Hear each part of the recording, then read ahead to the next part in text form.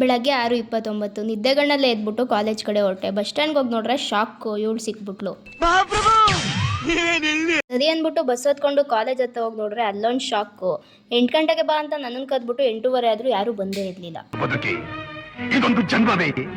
ಸರಿ ಅಂದ್ಬಿಟ್ಟು dance practice ಮುಗಿಸ್ಕೊಂಡು ನಾಷ್ಟ ಮಾಡಿ ಕ್ಲಾಸ್ಗೆ ಹೋಗೋಣ ಅಂತ ಹೋದೆ. ಇನ್ನೊಂದು ಶಾಕು, ಫಸ್ಟ್ ಅವರ್ ಕ್ಲಾಸೇ ಇಲ್ಲ.